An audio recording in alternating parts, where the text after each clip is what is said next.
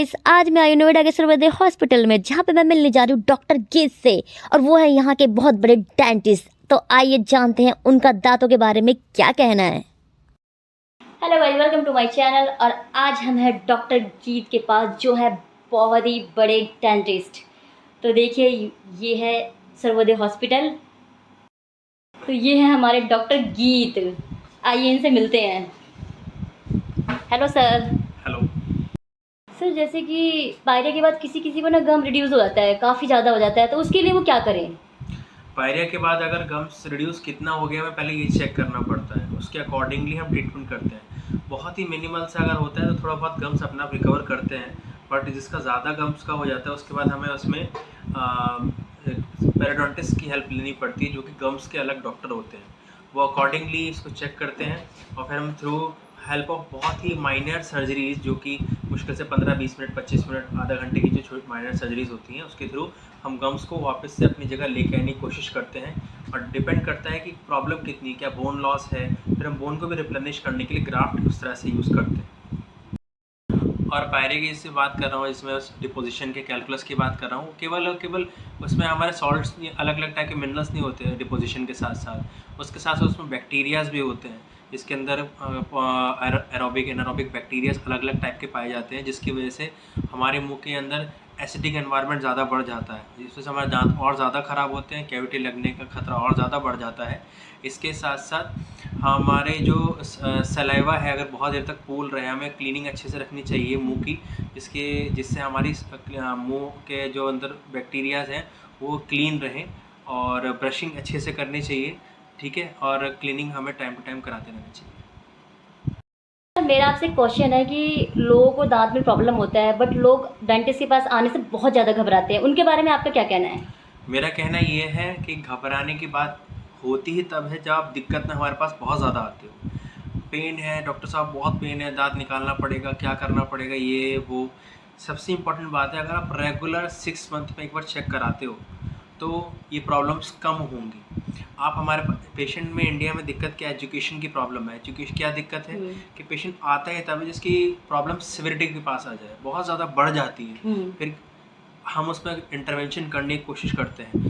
Patient चाहता है कि पेनलेस चीज़ हो, हम we will try our best. आजकल ऐसे हर पर एनेस्थीसिया आ गए, इसमें हम मेनली सब कुछ स्टेज पेनलेस कर पाते हैं, बट कहीं ना कहीं इन्फेक्शन के होने की वजह से हमें कहीं ना कहीं थोड़ा प्रॉब्लम आती है, जिसकी से पेशेंट को भी प्रॉब्लम महसूस होती है, और पेशेंट को ये लगता है कि डॉक्टर ने किया है। बट द थिंग इज़, आप प्रॉब्लम पहले से इतनी बढ़ा के लेके आए हुए थे, हम उसमें कितना ही अच्छा करने की कोशिश करें, कुछ ना कुछ उसमें बिकॉज ऑफ बैक्टीरिया पस बन जाता है, कुछ हो जाता है, उसकी वजह से हम उतना बेटर इफेक्टिवनेस चीज़ों की नहीं आ पाती है, जो कि टाइम लेती है with help of medicines.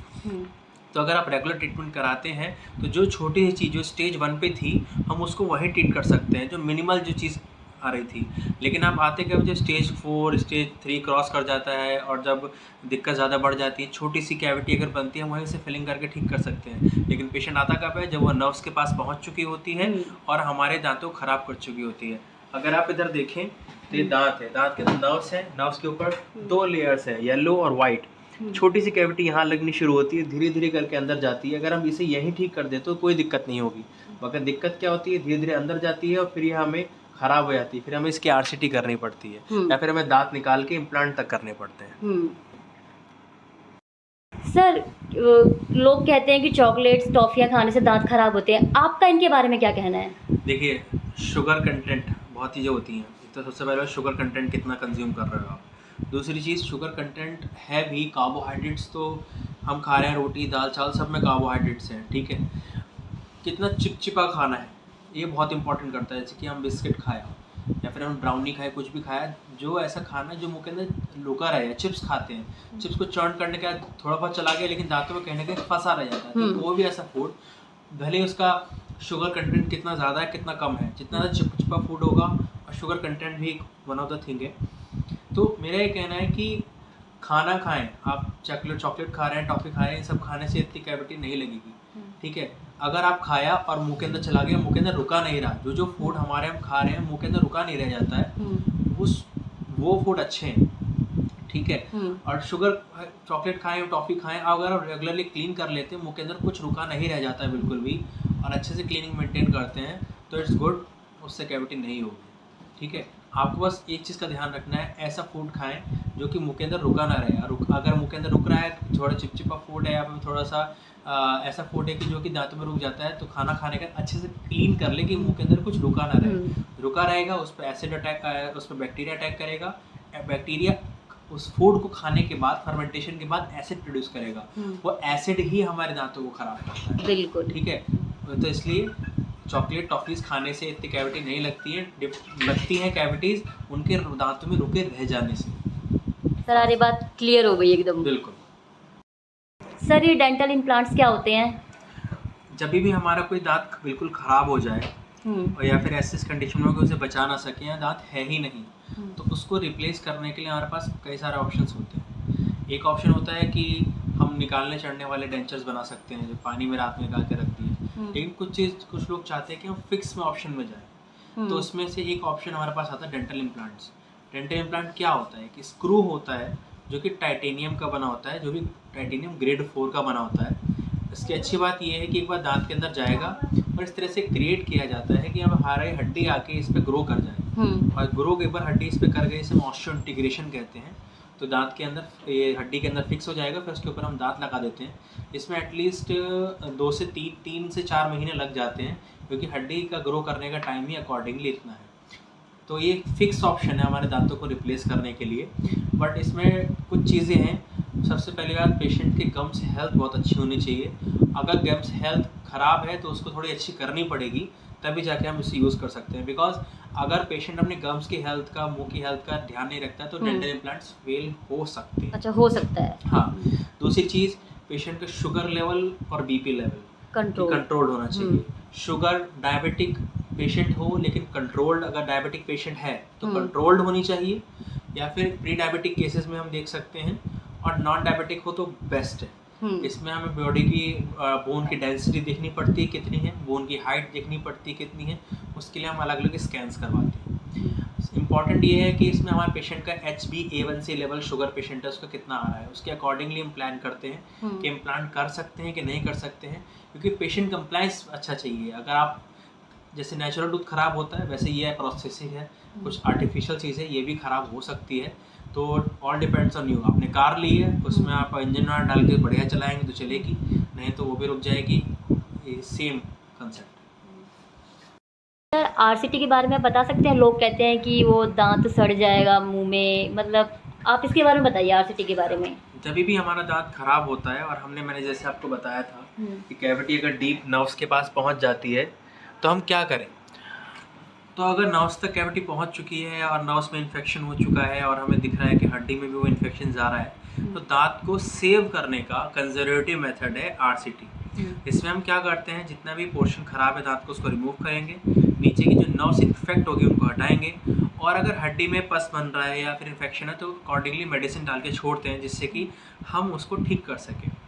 Plus जब लास्ट में हमें लगता है कि पेशेंट को अब पेन नहीं है और पेशेंट का अभी दर्द दूर हो चुका है, और उसके बाद हम उसमें नकलीनेस से, एक तरह से कहना चाहिए लेमन भाषा में समझाने के लिए, नकलीनेस से डाल के ऊपर से फिलिंग करके पैक कर देते हैं, और फिर उसके ऊपर हम कैप लगा देते हैं। कुछ लोगों का ये मानना है कि कैप लगाने की क्या ज़रूरत है, तो मैं बताना चाहूँगा RCT के बाद दांत डेड हो जाता है, क्योंकि नर्व्स उसमें रहती नहीं है। ठीक है, मगर हमारे ही बॉडी का पार्ट है, तो बॉडी की सेल्फ रिएक्शन उसके खिलाफ नहीं आती है, तो एसिडिस मुंह के अंदर रहता है, पहली चीज़। दूसरी चीज़ ये कि कैप लगाना इम्पॉर्टेंट इसलिए है क्योंकि दांत हमारा थोड़ा फ्रेजाइल हो जाता है उसके बाद, इट कैन फ्रैक्चर, क्योंकि ऑक्लूजन हमारे जब खाएंगे पिएंगे तो ऐसे ही, हम ये तो नहीं कि हम ये खाना बंद कर देंगे, वो खाना बंद कर देंगे, खाए पिएंगे सब वैसे ही, तो उतना वो फोर्स झेल नहीं पाता। तो उस फोर्स को हमें दांत को प्रोटेक्ट करने के लिए एक केस में रख देते हैं इस तरह से, एक हम उसके ऊपर कैप लगाते हैं। कैप से अलग अलग टाइप के आती हैं, अकॉर्डिंगली हम पेशेंट के अकॉर्डिंगली हम डिसाइड करते हैं कि हम उसे क्या उसके लिए बेस्ट सुटेबल है। दांतों में सेंसिटिविटी होती है, उसके बारे में आपका क्या कहना है? सेंसिटिविटी आजकल एक रेगुलरली कॉमन चीज़ हो गई है, लेकिन कुछ लोगों के ना टूथ खुद से भी सेंसिटिव होते हैं। हल्का सा नॉर्मल, किसी के लिए कुछ नॉर्मल हो सकता है, वही नॉर्मल किसी और पेशेंट के लिए सेंसिटिव भी हो सकता है। तो पहली चीज़ तो ये।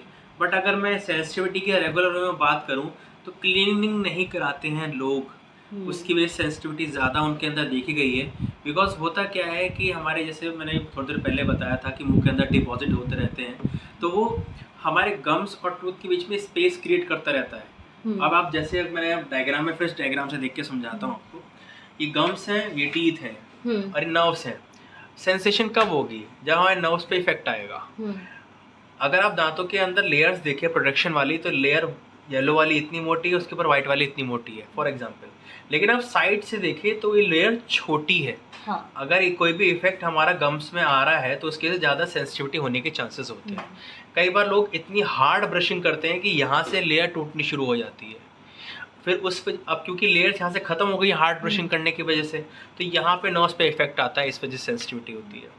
कुछ लोगों को रात में दांत किटकिटाने की आदत होती है, तो उस वजह से क्या होता है, हमारे ऊपर की लेयर टूटनी शुरू हो जाती है, इसे एट्रीजन हम कहते हैं।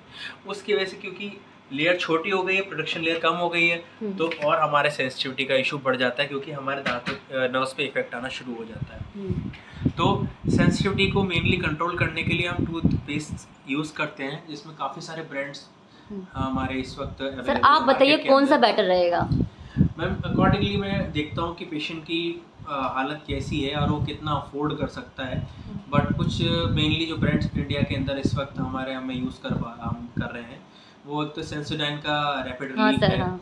एक डॉक्टर रेडीज का आता है वांटेज करके, और सेम ही इसका एक वांटेज एक्वा करके है, वो भी बहुत अच्छा एक है। और एक रेमिन करके आता है, एलसेंस करके आता है, काफ़ी सारे ब्रांड्स हैं, तो इनको आप सेंसिटिविटी के लिए हम यूज़ कर सकते हैं। तो सर इनसे मतलब ठीक रहेगा, कम तो हो जाएगी ना? यूज़ करने का एक प्रॉपर तरीका है, मैं आपको बताता हूँ, जो कि काफ़ी लोग नहीं जानते, बस यूज़ करते हैं। हाँ। उतना इफेक्ट नहीं हो पाता। सबसे पहले बात तो है कि दांतों के जैसे दांत है, दांत के ऊपर गंदगी लगी हुई चिपकी हुई है, तो एक कोटिंग का काम करती है। तो हमें सबसे पहले वो गंदगी हटानी है, तभी उसके ऊपर दांतों के ऊपर अच्छा इफेक्ट उसका पड़ पाएगा, उस टूथपेस्ट का जो भी यूज़ कर रहे हैं। तो जहाँ जहाँ सेंसिटिविटी लग रही है, थोड़ा हाथ पे लेंगे पी साइज, आपने जहाँ जहाँ सेंसिटिविटी लग रही है उस सेंसिटिव एरिया के अंदर अच्छे से उस हाथ से रब करके 5 मिनट्स के लिए छोड़ दीजिए टूथपेस्ट को। छोड़ दिया टूथपेस्ट को, उसके बाद जब हम क्या करेंगे, उसे 5 मिनट बाद उसे टूथपेस्ट से अच्छे से क्लीन कर लेंगे। तो इस तरह से ज़्यादा आराम मिलेगा। और जो बहुत जिनको हाई सेंसिटिविटी का इशू होता है, एट्रीजन भी है, एब्रेजन भी है, जो दांत ज़्यादा घिसने की वजह से हो जाता है, उससे दांत नीचे की तरफ दांत टूटते हैं हमारे, उसे एब्रेजन कहते हैं, उसकी वजह से है। या फिर कोई और छोटा मोटा जिंजिवाइटिस है, पेरिडोंटल इशू है, यानी कि मस्कुडो को थोड़ा इन्फेक्शन हो रखा है, तो उनमें मैं कहता हूँ कि एक वांटेज एक्वा करके एक माउथ वॉश आता है, बहुत ही अच्छा है, लेकिन उसे 1 वीक से ऊपर यूज़ नहीं करना। 1 वीक बस, उसकी रिकमेंडेशन भी इतनी ही है। तो यूज़ कैसे करना है कि 10 ml लेंगे, मुंह के अंदर रखेंगे, टूथपेस्ट करने के बाद, ठीक है, मुंह के अंदर अच्छे से घुमाएंगे और स्पिट कर देंगे। 1 मिनट तक अच्छे से मुंह में घुमाएंगे, स्पिट कर देंगे। स्पिट करने के 45 मिनट बाद तक ना पानी से कुल्ला करना है, ना कुछ खाना पीना है, छोड़ दीजिए ऐसे। 45 मिनट्स हो गए स्पिट करने के बाद, अब हल्के गुनगुने पानी से कुल्ला कर लीजिए, और उसके बाद आप कुछ भी खा पी सकते हैं, कोई दिक्कत नहीं। सर लोगों को ना नॉलेज ही नहीं है कि हमें कौन सा टूथपेस्ट यूज़ करना चाहिए, उसके बारे में आपका क्या कहना है?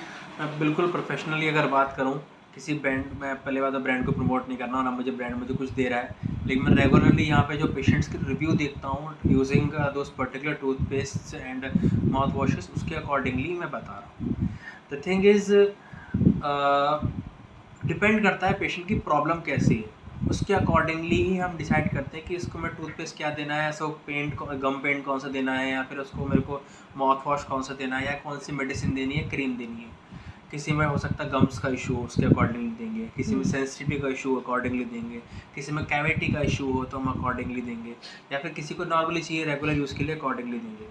बट द थिंग इज़, जो हमने पढ़ा है विद टाइम, जो भी ऐसे टूथपेस्ट होते हैं जिसके अंदर पार्टिकलेट साइज़ मोटा होता है, जो एब्रेजन ज़्यादा करते हैं, ठीक है, जो भी हमारे जैसे हम आयुर्वेदिक हम आजकल इंडिया के अंदर बहुत यूज़ करना चाहते हैं, it's good to use ayurvedic things, मैं मना नहीं कर रहा हूँ, बट द थिंग इज़ हमें एज अ कंज्यूमर इस चीज़ समझनी चाहिए, और कंपनीज़ को भी जो आयुर्वेदिक सामान बना रही हैं, कि पार्टिकुलेट साइज़ उनको थोड़ा मोटा की जगह छोटा हो, क्योंकि जितना पार्टिकल साइज़ मोटा होगा उतना ज़्यादा फ्रेशनेस का इफेक्ट बहुत अच्छा आता है, बट उतना ही एब्रेजन हमारे मुँह के अंदर ज़्यादा होता है, जिस वजह से हमको हमारे दांत पे इफेक्ट ज़्यादा आता है, उसका अच्छे नहीं होता, जो कि ठीक है, घिसते ज़्यादा है दांत हमारे, ठीक है। तो बाकी आप समझदार हैं सर, आपको अभी जो आयुर्वेदिक टूथपेस्ट आप यूज़ करते हैं, आप उसको थोड़ा होल्ड पे रख सकते हैं विद टाइम, आप यूज़ करना चाहे सर करें फिर भी थोड़ा। कोई नाम तो बताइए, मतलब कौन सा यूज़ करें? जैसे कि अगर मैं बात करूँ, सबसे पहले लेते हैं कैविटीज़ के लिए, कि जैसे बच्चों में कैविटीज़ होती हैं। सबसे पहले मैं 5 साल से ऊपर के बच्चों की बात कर रहा हूँ, जो कि मुंह के अंदर ना ले लें ये चीज़, ठीक है। एक टूथपेस्ट मैं रिकमेंड करूँगा, एक एनाफिक्स करके टूथपेस्ट आता है, बहुत अच्छा, उसके रिजल्ट्स देखे हैं मैंने, ENAFIX एनाफिक्स।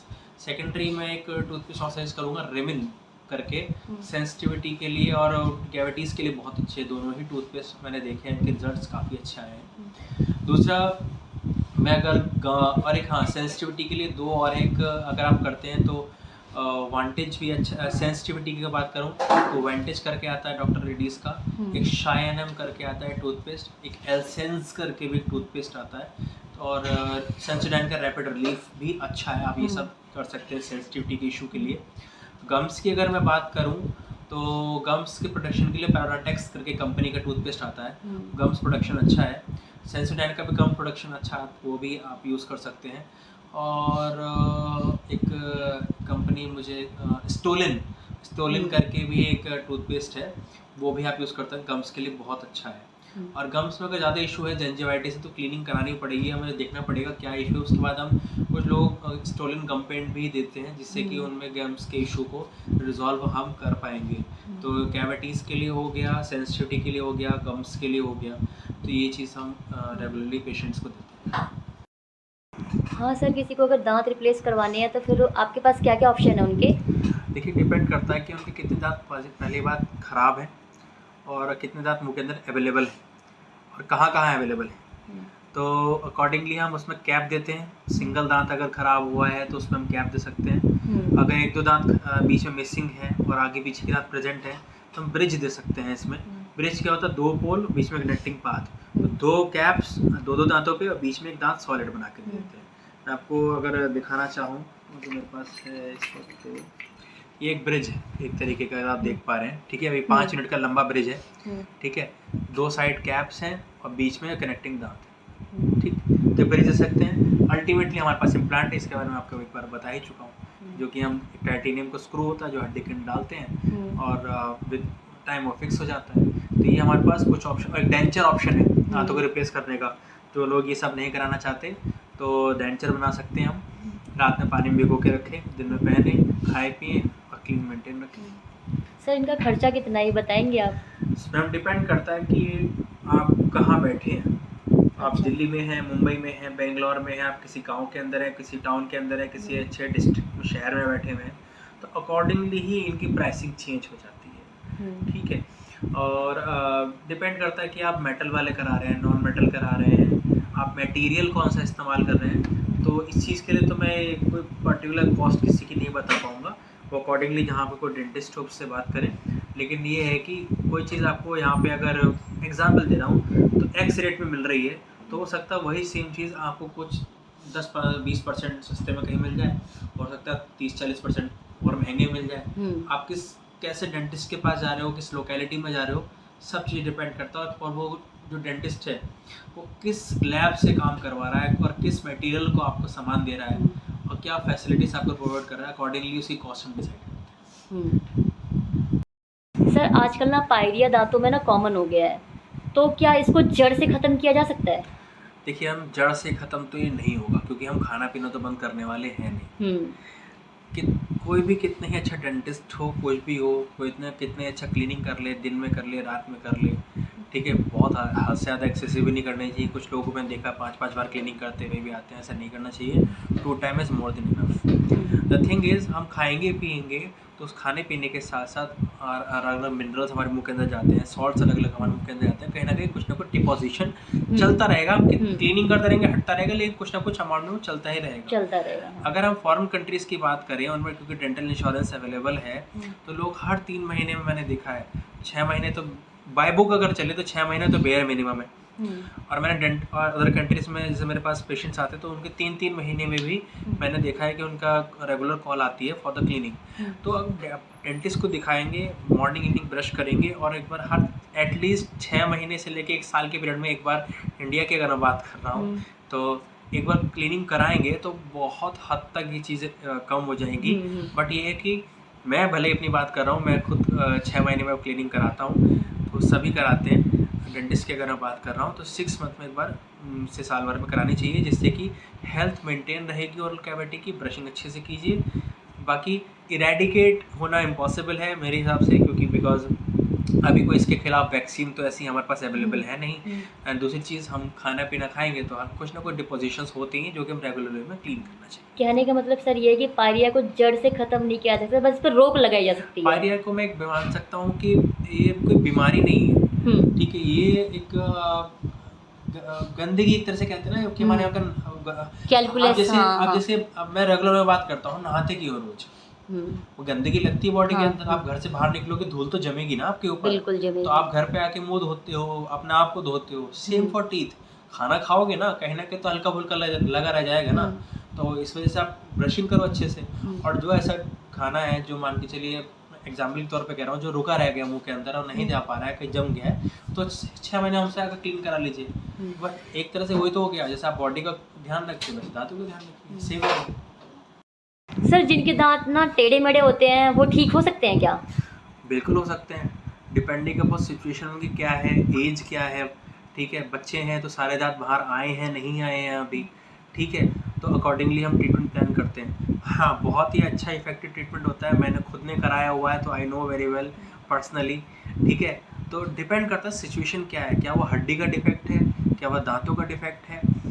और बचपन से लेके अब तक हमने जो एक्टिविटीज़ करी, कई लोगों को मैंने देखा है कि जीभ से बाहर दांत निकालते रहते हैं, ज़्यादा दांत लिप्स से अंदर करते रहते हैं, उससे भी इफेक्ट बहुत पड़ता है। हमें ध्यान रखना चाहिए, ठीक है। हमारे दांतों का, हमारे गम्स का, हम और हमारे गालों का, लिप्स का, सबका प्रेशर लग के तब हमारे दांत एक सेट में बन के आते हैं। अकॉर्डिंगली कुछ चेंज होता है तो उसके वजह से दांत आड़ टेढ़े हो जाते हैं। बचपन में दांत खराब हुए बच्चों के, हमने ट्रीटमेंट नहीं कराया तो दांत समय से पहले निकल गए, तो आने वाले जो दांत आड़ टेढ़ा निकल के आता है, वो भी एक दिक्कत वाली चीज़ है। तारों का ट्रीटमेंट जो हम ब्रेस ट्रीटमेंट कहते हैं, आजकल अलाइनर्स का ट्रीटमेंट भी आ गया है कि हम जो लोग तार नहीं लगाना चाहते हैं, शीट से लगा के, एक प्लास्टिक की शीट आती है, एक लेमन भाषा में समझाने के लिए, वो लगा के भी हम ट्रीटमेंट करते हैं, पता नहीं लगता कि मुंह के अंदर लगा हुआ भी है। बाकी इस ट्रीटमेंट इफेक्टिव है और करवा के बहुत लोग करवाते हैं और एक अच्छी शेप उनको मिलती है दांतों की, जो कि आजकल खुद के लिए भी इम्पॉर्टेंट है, क्योंकि जितना मुंह के अंदर दांत आड़े टेढ़े होंगे, खाना ज़्यादा फंसेगा, गंदगी ज़्यादा जमा होगी, कैविटीज़ का लगने का दिक्कत उतना ही ज़्यादा होगा। प्लस सोशल लाइफ में इफेक्ट होता है, जब आपको जब चेहरा अच्छा होता है, आप लोग अच्छा गुड फील करते हो, आपकी स्माइल अच्छी होती है, तो एक कॉन्फिडेंस आता है, आप सोशली भी उतना ही अच्छा परफॉर्म कर पाते हो। इसके लिए ब्रेसेस या अलाइनर ट्रीटमेंट बहुत अच्छा है। आफ्टर कुछ लोगों को कंप्लेन आती है, डॉक्टर साहब मेरा इलाज हुआ था, ठीक हो गया, वापस से वैसे दांत होने शुरू हो गए। बिकॉज हमारे दांत बहुत स्टबर्न है, जैसे कहते हैं ना कि भाई बिल्कुल जिद्दी है, ईगो वाले, हाँ। जिद्दी, एकदम जिद्दी। वो जहाँ है मैं तो वहीं पड़ा रहना चाहता हूँ जी, मेरे को मत लेके जाओ कहीं भी। तो एक तरह से हम खींच के पकड़ रहे हैं, ला रहे हैं कि नहीं भैया हमें नहीं, हम तुम चाहते हो तुम यहाँ बैठो, तो जैसे उसको ढील देंगे वो वापस से वहीं चला जाएगा। तो हमें रिटेनर देने पड़ते हैं दांतों को उस पोजीशन में होल्ड करने के लिए। तो मैं अगर हम फॉरेन कंट्रीज़ की बात करें तो हमेशा कहते हैं जो आगे डेंटिस्ट हैं कि ज़िंदगी भर आपको रिटेनर्स लगा के रखने हैं, चाहे फिक्स वाला भी होता है एक रिटेनर, एक नॉन फिक्स भी होता है, वो डिबेट अलग है, ट्रीटमेंट पे अकॉर्डिंगली हम पेशेंट के अकॉर्डिंगली हम चूज़ देते हैं, ठीक है। बट हमें रिटेनर्स लगा के रखने चाहिए विद टाइम, कम से कम 4 से 5 साल तो मुझे लगता है कि लगा के रखनी चाहिए। बाकी ऑर्थोडोंटिस्ट इसके स्पेशलिस्ट हैं, हमारे पास सारे डॉक्टर्स अवेलेबल हैं, तो हम उनके अकॉर्डिंगली, उनकी राय के अकॉर्डिंगली हम काम करते हैं। But according to my experience at least 3 to 4 years हमें रिक्वायर्ड होता है कि हम अच्छे से रिटेनर्स लगाएं, जिससे कि हम दांतों को उस पोजीशन में होल्ड करें कि अब वो पुराने वाले पोजीशन से होल्ड होकर इस पोजीशन में अपने रह पाएँ, जिससे कि वो चेंज ना हो जाए पोजीशन हमारी। अगर टाइम से पहले रिटेनर हट जाते हैं तो वापस से ट्रीटमेंट वापस जा सकता है, ये पॉसिबिलिटी नहीं है, ये 100% ऐसा होता है, ठीक है। तो आपको रिटेनर्स लगा के ही रखने चाहिए। ओके सर, एक क्वेश्चन है मेरे मन में कि लोग जब ब्रश करते हैं तो उनके दांतों में मतलब थोड़ी सी ब्लीडिंग हो जाती है, तो उसके बारे में क्या कहना है आपका? नॉलेज का अभाव क्या है कि हम रेगुलर डेंटिस्ट के पास जाते नहीं हैं, खाना फंसता रहेगा, गंदगी फंसती रहेगी मुंह के अंदर, हमारे कैलकुलस जो पायरिया की दिक्कत कहते हैं वो जमा होती रहती है, तो हमारे गम्स को इन्फ्लेम्ड कर देती है, इन्फेक्ट कर देती है। तो जैसे ही जहाँ भी हमारे गम्स इफेक्ट ज़्यादा हो जाते हैं वहाँ पे कुछ भी टच करेंगे तो ब्लीडिंग का इफेक्ट आना शुरू हो जाता है। तो हम पता चलता है कि वहाँ पे जिंजिवाइटिस यानी गम्स का इन्फेक्शन हो रखा है। तो क्लीनिंग करते हैं, उसके बाद थोड़ा गम्स को हीलिंग होती है तो वो इफेक्ट कम हो जाता है। किसी को भी अगर हमारे ब्रशिंग करते हुए कुछ भी लगने के बाद अगर वहाँ से ब्लीडिंग का इफेक्ट है तो समझ जाइए कि वहाँ पे गम्स का इन्फेक्शन हो रखा है, गंदगी मुंह के अंदर जमी भी हो सकती है, बैक्टीरियल लोड बहुत ज़्यादा बढ़ा हुआ है दांतों के आपके, जिसने हमारे गम्स को इफेक्ट कर दिया है। तो अच्छे से नाइट की ब्रशिंग स्टार्ट कीजिए, डॉक्टर को दिखा के एक बार क्लीनिंग कराइए मुंह के अंदर अच्छे से, ठीक है। फिर वो जो भी रिकमेंड करें टूथपेस्ट आपके अकॉर्डिंगली और कुछ भी आपके माउथ वॉशेस अकॉर्डिंगली जैसे बताते हैं उस हिसाब से हमें यूज़ करना चाहिए। एक इम्पॉर्टेंट एडवाइस ये रहेगी, जो लोग माउथ वॉश यूज़ करते हैं रेगुलर ना यूज़ करें। 1 महीना इस्तेमाल करके डिसकंटिन्यू करें 10-15 दिन के लिए, फिर यूज़ करें। इससे एक साइकिल ऐसे बना के रखें, बिकॉज कंटिन्यूस कंपनी नहीं बताएगी हमें ये बात, लेकिन मैं बता रहा हूँ कि डिसकंटिन्यूसली यूज़ करने के माउथ वॉश से भी स्टेनिंग होती है। अच्छा। हाँ, कंटिन्यूस यूज़ करेंगे माउथ वॉश, एक टाइम पे तो रोकेगा चीज़ों को, लेकिन धीरे धीरे करके इफेक्ट बैक्टीरियल लोड तो कम करेगा बॉडी का, बट स्टेनिंग बढ़ा देगा आपकी। तो इस साइकिल को ब्रेक करना चाहिए हमें। 1 महीना यूज़ करो, 1 डेढ़ हफ्ता छोड़ दो, फिर 10-15 दिन यूज़ करो। इस तरह से हमें यूज़ करना चाहिए माउथ वॉश।